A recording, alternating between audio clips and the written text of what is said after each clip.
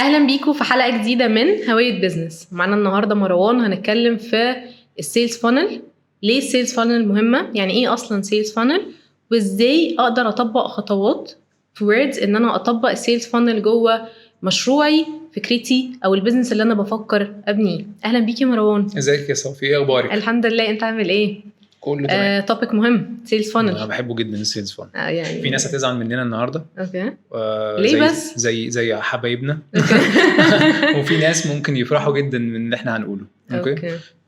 لان موضوع السيلز فانل موضوع مهم جدا، لان هو بيدمج ما بين 3 4 5 6 7 حاجات مهمه جدا في البيزنس.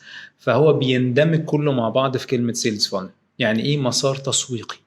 يعني سيلز فانل ده مش بيور سيلز، ده مش اداه سيلز بس. لا، اتس ميكس. هو كاستمر جيرني لغايه ما يشتري منك. انت بتاخد الكاستمر في رحله كده. من اول ما بتبتدي يعني هنتكلم في التعريف كمان شويه، من اول ما يشوفك لغايه الاخر. بس قولي ليه مهم اصلا اعرف اللي احنا هنتكلم فيه النهارده؟ ليه مهم اعرف ان سيلز فانل؟ هل ينفع ان انت تحفر مثلا لو انت عندك بريمه بترول مثلا، اوكي، عايز تحفر، لقيت حته فاضيه المفروض تحفر فيها؟ لا طبعا، في منطق، في فكر ورا الموضوع. محتاج ان انت تستكشف في المكان، تعمل بلان، تشوف نوع الصخور اللي موجوده في المنطقه دي، تشوف حد جه هنا قبل كده ولا لا، وبناء على البلان دي بتبدا ان انت تعمل الموديل بتاعك، النموذج بتاعك. والا هخسر وقت ومجهود وفلوس وحاجات كتيره جدا. في ناس كتيره بتعمل ماركتنج وشايفين ان الماركتنج هي فيسبوك ادز، ان حد يمسك لي الصفحه. ده المتعارف. وده صح ولا غلط؟ طبعا غلط. ليه غلط؟ ليه؟ ده مش ان السيلز فانل مش موجود، عشان ما فيش بلان. عشان في تولز تانية يعني ممكن يستعملها، وهي مش فكره تول واحده، هي فكره جيرني، قصه رحله زي ما انت بتقول. مش معنى ان انا جبت البريمه او جبت الشخص اللي هو هيشغل البريمه ده معناها ان انا هخلق فلوس او هلاقي لما احفر بترول. ده بالظبط فكره الفيسبوك ادز. انت جبت البريمه والبريمه شغاله كويس جدا، وجبت شخص عليها كمان ان هو يشغلها.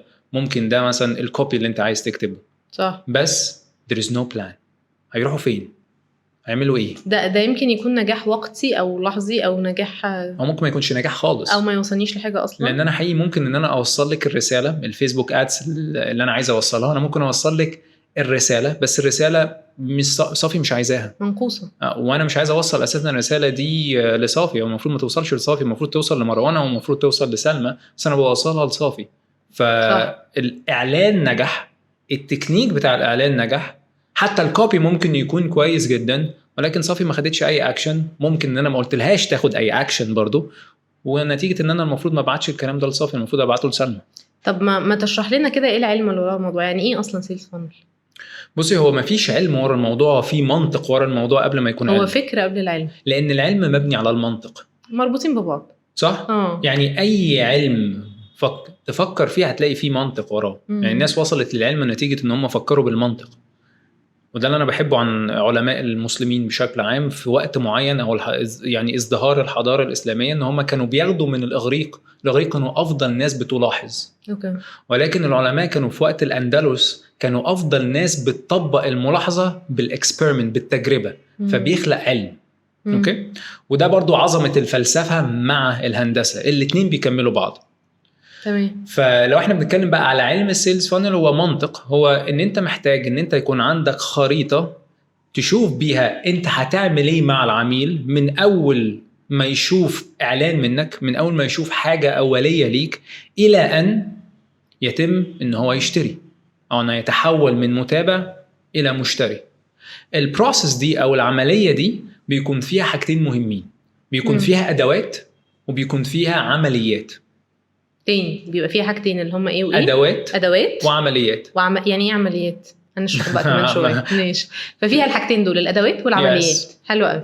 بس خلينا نقول الادوات ايه هي والعمليات ايه هي، او مثال للادوات والعمليات. انا مثلا لو عايز مثلا بحب مثلا طبخه معينه، اوكي. الطبخه دي ليها مقادير. بجيب مكرونه، بجيب بصل، بجيب فراخ، بجيب لحمه، اوكي. فبجيب ايه الادوات؟ اكله فيها حاجات كتير قوي. تمام. بجيب كل الادوات. اهم حاجه العمليه نفسها. اهم حاجه تتعمل ازاي بقى. دي حاجة كويسة، انت جبت افضل ادوات في الدنيا، جبت افضل صح. مكرونة، جبت افضل باستا، جبت افضل توميتو صوص، جبت افضل حاجات في الدنيا، كويس، برافو عليك. بس لو فضلوا لوحدهم كده ما لهمش معنى، صح. فانت محتاج ان انت تعمل بروسيس، محتاج ان انت تخليهم يخشوا عملية معينة، ودي بقى مهارة الشيف نفسه او مهارة السيدة او الراجل اللي بيحب يطبخ. هو ازاي بيحط التوميتو على درجة حرارة مش عارف كذا ويحط عليها كذا ويحط عليها كذا، دي العملية نفسها. اوكي. فالسيلز فانل هو مجموعة من الادوات ومجموعة من العمليات. خلينا ندي مثال على الادوات ويب سايت، الادوات ممكن يكون ايميل، الادوات ممكن يكون فيسبوك ادز، الادوات ممكن يكون فيديو زي الفيديو ده اداه، ممكن الادوات يكون كوبي انت بتكتبه، كل دي اسمها ادوات. بس ايه العمليات اللي هتجمع الادوات؟ ازاي بقى تميكس ما بينهم بقى، وايه البروسيس ان انت تعمل؟ عشان كده اي لاف فكره، انا بحب جدا فكره ان انت تبعد عن الماركتنج وعن السيلز وتحاول تفكر تبقى سيلز فانل استراتيجيست. وهو ده اللي احنا متميزين بيه في ايدنتيتي براند او في الشركه بتاعتنا. أوكي. احنا ما عندناش حد مثلا شغال في الشركه، عندنا ناس بتشتغل يعني بتكتب كوبي وبتعمل ادز، بس ما فيش حد فيهم عارف ان دي مهنته. هو مهنته جزء من العمليه الكبيره اللي هي صناعه سيلز فانل للعميل اللي احنا عايزين نشتغل معاه. فاحنا عندنا ناس اسمهم سيلز فانل استراتيجيست، هم اللي بيخلقوا الفانل، وبعد كده مع التيم اللي معاهم بيقدروا ان هم يكملوا او ينتجوا الفانل الى العميل. very nice title الصراحه، يعني ما عداش عليا في الكوربريت سيلز ماركتنج ما تغشوش بقى. لا تمام. طب تعالى بقى نتكلم شويه على سيلز استراتيجي، سيلز فانل استراتيجيست بيعمل ايه البروسيس عشان اقدر امبلمنت سيلز فانل. بصي، هو رقم واحد، هو كلمه استراتيجيست زي اي مخطط. اوكي، لو واحد عايز مثلا يروح اسكندريه، رقم واحد لو انا عايز اعرف ليه انت عايز تروح الاسكندريه، صح؟ لان بيجي لنا ناس كتيره انا عايز اعمل اعلان. ليه؟ عشان عايز اجيب كلاينتس. طبعا فين الكلاينتس بتوعك؟ اي حد بيشتري البرودكت بتاعي، يعني بتبقى اجابات بقى كلها اجابات ما فيهاش فكره ان الشخص ده فاهم يعني ايه بيزنس. ومش بس كده، مش محدد مين التارجت اودينس بتوعه، فبالتالي هو بيصرف وقته وفلوسه وكل حاجه. يس، جزء كبير ان هو مش فاهم يعني ايه بيزنس. فعشان كده وفر على نفسك مجهود الناس اللي انت رايح تعمل لهم ماركتنج، وحاول بس تفهم كلمه بيزنس، لان الماركتنج هو مسؤول عن ازاي يعرض المنتج بتاعك بشكل افضل. بس لو انت ما عندكش منتج، لو انت مش عارف المنتج بتاعك ده تسعيره ايه، لو انت مش عارف ان المنتج بتاعك ده على سبيل المثال هتبيع بعده ايه او هتبيع قبله ايه، لو انت اوريدي ما اشتغلتش مثلا على سبيل المثال ان انت تثبت المنتج بتاعك ده شغال، ما تروحش الماركتنج. انت محتاج ان انت تبذل مجهود عشان تحسن البرودكت الاول بتاعك عشان تقدر ان انت تعمل له ماركتنج. رقم 2، عشان تقدر ان انت تكلم ناس تشتغل ماركتنج، ده معناها ايه؟ انت بتكلمهم في جزء معين في البيزنس. مش محتاجين ان هم يبقوا ليدرز، لان انت الليدر بتاع البيزنس، انت اللي فاهم انت عايز ايه، انت اللي عندك الكي بي ايز، انت اللي عندك الكاش ان والكاش اوت. هم مش عارفين البرودكت بتاعك هو ايه، ولكن هم محتاجين يفهموا منك هو البرودكت بتاعك هو ايه، عشان تقدر الماركتنج يعني تيبس اند تريكس تبدا ان هي تشتغل. فواحدة من أهم الحاجات اللي أنت تعملها قبل ما تفكر تبني سيلز فانل، إن أنت تتأكد أساساً إن أنت عندك بيزنس عشان تقدر إن أنت تخلق عليه سيلز فانل. عارف ليه دي فكرتني؟ سايمون سينك في ستارت وذ واي بيقول إيه؟ بيقول لو الكاستمر ما فهمش إيه الواي اللي ورا الحاجة، أنا ليه أصلاً عندي الحاجة دي، I will never go ahead and connect. عمري ما هرتبط بيها. أنا مش فاهم أنا ليه بعمل ده. What's in it for me؟ ده كمان الكاست. خلي بقى لو البيزنس اونر نفسه او السي او هو مش فاهم اساسا ان هو انا عايز اعمل كده عشان انا عندي فكره معتقد انها كويسه او معتقد ان البرودكت ده كويس وانا مطلعه من دماغي. انت هتناقش ان عامله ازاي؟ ده انا عارف ومجهود. مش انا وانت اللي بنصحح الامتحان، اللي بيصحح الامتحان الكاستمر. لو انت قلت لي ان انا اشتغلت مع 100 كاستمر وال100 كاستمر بيقولوا لي ان احنا كويسين، هقول لك 100% ان احنا محتاجين نشتغل معاك، لانها هتبقى وين وين سيتويشن، واقدر اوصلك من 100 ممكن يكونوا 200 النهارده، بكره 300. ليه؟ لان you have a proven business. لا، وخليني ازود على دي حاجه بقى من اللي بشوفه دايما يا مروان. ساعات ممكن يبقى عندي 100 كاستمر فعلا، بس انا لو عرفت الواي احسن وذاكرتها شويه، انا ممكن اكسباند البيزنس، اوسع البيزنس بتاعي من 100 ل1000 لعشرات الالاف، لو بس ذاكرت شويه الواي بتاعتي. ليه البيزنس ده، البرودكت ده او الاوفر اللي انا هقدمه، ايه الواي اللي وراه؟ طبعا 100% الواي ده اللي بيتم بقى ترجمتها في قلب البيزنس اونر نفسه، مع قلب البيزنس اونر نفسه هو فكره الواي، بالاضافه كمان الى الاوفر نفسه. انت محتاج تفهم ان الاوفر ده ايه الواي بتاعته، يعني ايه البين، البروميس، كل الحاجات اللي احنا ممكن نتكلم عنها في حلقه تانية يعني. أكيد. طيب تعالى بقى نتكلم برضو في السيلز فانل تاني ستابس بقى. اوكي، فاول حاجه ان انت محتاج تعرف ان في شيء ما من البري فانل، الا وهو ان هو تحديد المنتج بتاعك، وتحديد ان انت موجود في بزنس، وان الماركتنج مش هو البزنس. ده الواجب اللي انا لازم اعمله قبل ما ابتدي سيلز فانل، قبل ما اروح لاي ماركتنج ايجنسي او اعمل سيلز فانل بنفسي يعني. عشان اضمن ان الافرس اللي انا بعملها ليها تاثير. جدا صح جدا. طيب عملت الهوم ورك بتاعي وانا جاهز بكل الحاجات اللي مروان قالها. في حاجه بقى بسيطه قوي. تمام. انت فين موقعك من رحله العميل؟ يعني أوكي. ايه؟ ان العميل بيعدي ب3 مراحل بسيطه كده شويه. اول مرحله ان هو بيبدا يبقى واعي بيك، واعي بالمشكله، واعي ان انا عندي المشكله دي وعايز حد يحلها لي. اوكي. واحد مثلا شايف ان هو عايز ياكل مثلا هيلثي، بس انت لو ما قلتلوش لو الاكل الغير هيلثي ممكن بيضر في حياتك ازاي، طب ما حدش قال لي، مش عايز اغير اساسا. فهو محتاج يعرف ازاي الاكل الهيلثي ممكن ياثر على حياته، وهو يكون عنده الرغبه ان هو يغير من ده. فدي اول حاجه الاويرنس. فانت محتاج ممكن الفانل بتاعك تعمله عشان تزود عدد المتابعين ليك، عدد الناس اللي تبقى واعيه بان في مشكله اسمها كذا وفي حد بيحاول يحلها اسمه كذا، وبيؤمنوا بالرساله اللي انت طالع بيها. مش لازم يؤمنوا، بس على الاقل يؤمنوا بالمشكله ان هي عندهم وانت عندك احتماليه حل، جزء من الاجابه. اوكي تمام. اوكي، دي اول مرحله. فممكن في فانل بنعمله عشان او استراتيجيز بنعملها عشان نخلي الناس واعيه بينا اكتر. مثال مثلا وان استراتيجي اسمه كونتنت ماركتنج، سوشيال ميديا ماركتنج. اوكي، دي استراتيجي، بس الكوبي اللي احنا بنكتبه مش بنقول له تعالى اشتغل معانا. احنا بنقول له لو انت عندك البين ده ايه اللي ممكن يحصل لك في حياتك؟ ممكن فيديو، ممكن ريل. مش بقول له تعالى اشتري دلوقتي، لان انا مش عايز حد يشتري، انا عايز حد في اول حاجه يتابعني، عايز عدد من المتابعين يكون كتير في الاول. اوكي. بعد كده المرحله اللي بعديها هو الكونسيدريشن. بعد ما لقيت ان في شخص، كونسيدريشن يعني حد بياخدني يعني محل الاعتبار، يعني ممكن يشتغل معايا انا بالذات، ما يشتغلش مع اكس او ما يشتغلش مع واي، ما يشتغلش مع كومبيتيتور تاني، لان هو هيكتشف بعد ما بقى واعي ان المشكله دي عنده، هيكتشف ان في غيرك كمان بيقدم الحل. مش بس مروان بيقدم الحل، مش بس ايدنتيتي براند بتقدم الحل، مش بس صافي بتقدم الحل، مش بس سلمى بتقدم الحل، ده في ناس تانية ممكن تقدم الحل. طب ازاي انا عن طريق الكونتنت وان انا اخلق فانل ستيبس معينة الهدف منها برضو ان انا ما بعلوش دلوقتي، ولكن اقول له ان انت you can trust me ان انا عندي حل نسبيا افضل من كل الناس التانيين.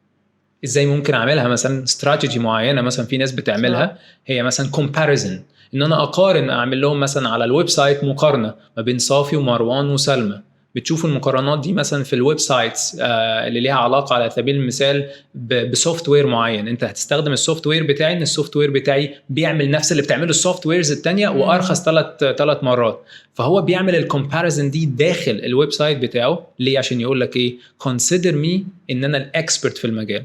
لو حد كوتش، ترينر، كونسلتنت، في ناس بتعمل ايه؟ ناس بتعمل مثلا فري تريننج، فري ويبينارز. ليه بتعمل الفري ويبينارز؟ انا عايزك ان انت تو كونسيدر مي، يعني تستثمر وقت معايا عشان تشوف المحتوى بتاعي واقدم لك قيمه حقيقيه، ومن خلال القيمه دي تعرف ان انا واحد من اهم الناس اللي ممكن يقدموا لك الحلول عشان انت فاهم المشكله. صح جدا. ومتهيألي وانا بقول المسج بقى كان حاجه من الحاجات الكومن دايما هي فكره ان المسج ساعات كانت بتطلع مش سيمبل، مش واضحه. ان كلاينتس، ان انا كنت والشخص بيكتب الكوبي، المسج كانت بتبقى صعبه لدرجه ان هي ما توصلش للكاستمر. فانا بطبق اللي انت بتقوله كبزنس اونر. however وانا بطبقه بقى بخليه سيمبل، ازاي قادر يوصل لفهم وقدره استيعاب او قد ايه اللي قدامي بيبقى عايز يسمع المسج بالطريقه دي. تهيألي دي حاجه مهمه قوي جدا. ولو انت فكرت فيها، المسج اللي انا بقولها لازم تفكر هل المسج اللي انا هعملها او الاستراتيجي اللي انا هعملها او السيلز فن اللي انا هعمله الهدف منه ايه؟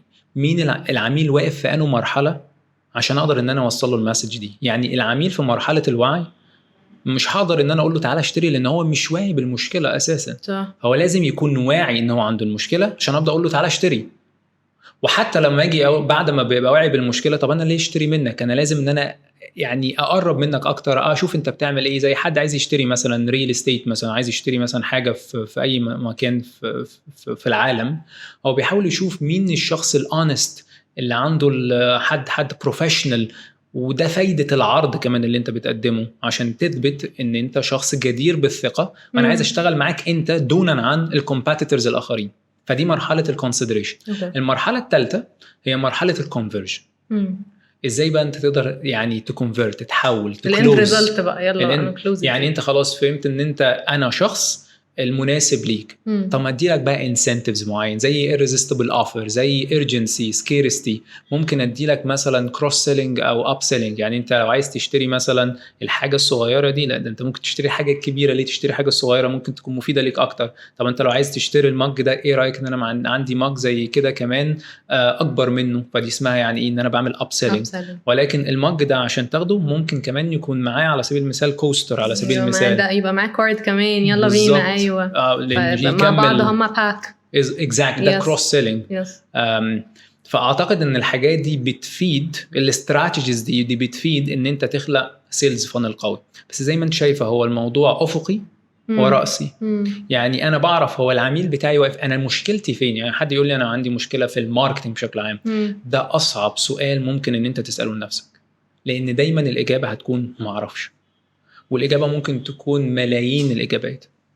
في واحد من المنتورز يعني اللي انا بعزهم جدا قال لي مروان، خد وقت عشان تسال السؤال الصح، ما تتسرعش في الاجابه. ما تدورش على الاجابه بسرعه، ولكن الشاطر اللي بيسال السؤال الصح، مش الشاطر اللي بيلاقي الاجابه بسرعه. لان احيانا الاجابه ما توصلش لشيء.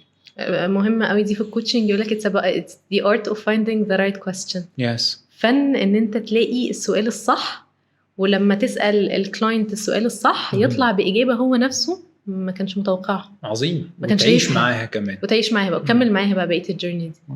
مهمه قوي البوينت دي. يس. فحته ان انت تعرف فين العميل بتاعك في السيكونس مهم جدا، وتعرف ايه المشكله نفسها اللي انت بتحاول ان انت تحلها. مش بس عندي مشكله في الماركتنج. اعتقد ده الهدف من الحلقه دي. ممكن تكون مثلا نص ساعه، 25 دقيقه and so on، لكن انا متاكد اللي هيسمعها لاول مره عنده مشكله في الماركتنج، عينيه ودماغه هيبقى فيها لمض بتنور. ده انا المفروض ما اسالش عندي الماركتنج. ايه المشكله؟ هل المشكله عندي ما عنديش ناس كتيره واعيه، ولا عندي ناس كتيره واعيه وما عنديش ناس بتكونسيدر مي؟ مفيش حد بيتصل بيا بيقول لي طب انتوا عندكم ايه الديتيلز بتاعتكم؟ ما فيش حد اساسا واعي بالمشكله. انا مش نفسي مش عارف المشكله. طيب الناس اللي بتتصل بيا وبكلمهم مش بيقدروا يكلوز، ده معناه ان انا محتاج ان الاوفر بتاعي يبقى اقوى، مثلا استراتيجي فكونفرجن. This is marketing. واو. طب مروان، لو هقول لك السيلز فانل، حط لي 2 key questions في كل مرحله. سؤالين لو انا بسمع البودكاست النهارده مهمين جدا اسالهم في كل مرحله من المراحل. خلينا ناخد سؤال يعني نشوف هنطلع بستة. اول سؤال في الاويرنس مثلا، انا عندي من الكونتنت اللي بتكلم فيه عن فكره وعي الكاستمر بتاعي بالمشكله ولا لا؟ هل انا بتكلم عن المشكله ولا لا؟ هل انا بوصف المشكله باكتر من زاويه ولا لا؟ هل انا بوري للناس الحياه بعد المشكله شكلها عامل ايه ولا لا؟ فدي فتره الاويرنس او فقره الاويرنس. فممكن دول سؤالين 3 اسئله مع بعضهم. تمام. دي اول فيز. الفيز الثانيه الكونسيدريشن. كم واحد مهتم ان هو يعرف عني اكتر؟ اوكي، حد بيتصل بيا، حد بيحجز مكالمه، مفيش خالص. طب ايه الحاجه اللي انا محتاج ان انا اعملها عشان هم تو كونسيدر مي مور؟ هل ايه الكونتنت، نوع الكونتنت اللي انا محتاج ان انا اعمله عشان تو كونسيدر مي مور، او ان هم يعتبروا ان انا شخص جدير بالثقه؟ هل ممكن اعمل لهم كتيب مجاني؟ هل ممكن اعمل لهم ويبينار؟ هل ممكن اروح لايفنت معين واعمل بوث معين عشان اقول لهم يعني احنا عملنا مع ناس كتير حاجات قبل كده، سوشيال بروف اند سو اون. فدي واحده من الاسئله اللي ممكن اسالها لنفسي. الكونفرجن، هل ارفض السيلز ولا ارفض الماركتنج؟ ولا اسيب ولا اخليهم استراتيجيست، ولا اخليهم هما الاثنين يكلموا بعض اكتر؟ ايوه بالظبط. ولا محتاج ان انا اظبط السيلز سكريبت اللي موجود عندي؟ طب انا عندي سيلز سكريبت؟ طب انا بعمل تريننج للتيم بتاعي على السيلز سكريبت؟ طب انا التيم بتاعي بتاع السيلز بقول له حقق لي تارجت، ولا كون جايد للناس اللي بتكلمك؟ خليك جايد، ما تحاولش تحقق تارجت، بس خليك مرشد للناس اللي بيكلموك. الكلمه دي غيرت التيم 180 درجه. ان انت بدل ما اقول لهم تحققوا تارجت اعمل رقم معين، لا، انت اي حد بيكلمك انت مش مطلوب منك ان انت تبيع له، انت المفروض ان انت ترشده الى الطريق اللي المفروض يكون مناسب. والله لو الطريق ده عندنا تمام. يعني تمام، لو الطريق ده مش عندنا خلاص قول له ما نقدرش ان احنا نساعدك. وصدقيني نسبة الناس اللي احنا بنقول لهم احنا ما نقدرش ان احنا نساعدك بيرجعوا لنا تاني، لان هم في حد بيعمل كده، في صدق في الموضوع، في سيلز بيقول لنا انت ما ينفعش تشتغل معاه. فالفكرة كلها ان انت اخلق جايدز، ما تخلقش سيلز ريبريزنتيفز ان هو لازم تحقق تارجت تزنق العميل في الكورنر وما تطلعوش غير مش استخدم الاستراتيجي دي عشان تزنقه وتخليه. This is not life. دي اسمها عركة. والكاستمر بيحس في الاخر، وحتى لو ما حسش انت نفسك بعد ما بتبيع له بتحس بايه؟ يعني بتروح انا ضحكت على كام واحد النهارده، هل ده هيخليك فولفيلد في الحياه اللي انت عايشها؟ ضحكت على زنقت كام واحد في الكورنر النهارده، فين الفاليو؟ وهتطلع تقول ده لمين؟ واللي هيسمعك ده هيتاثر ازاي؟ وبعد ما يتاثر انت هتتاثر ازاي بالكلام ده؟ هتقابل ولادك تبيع لهم هتزنقهم برضو في كورنر وتقول لهم احنا بنحاول نغير فكرة مش بس طريقة السيلز ولكن هوية البيزنس، هوية كل اكشن بقى احنا بنعمله. وبالكويستشنز المهمة دي يا مروان احنا هنراب اب الحلقة بتاعتنا النهاردة. انصحكم وانا كمان هعمل كده بعد الحلقة، اجيب ورقة وقلم واكتب الكويستشنز. شاركونا اكتر ايه اجاباتكم ناحيه الكويستشنز، ايه اكتر سؤال مروان قاله النهارده كان له نور كده زي ما انت بتقول، نور حاجه معينه في دماغنا. ونشوفكم في حلقه جديده من هوية بيزنس.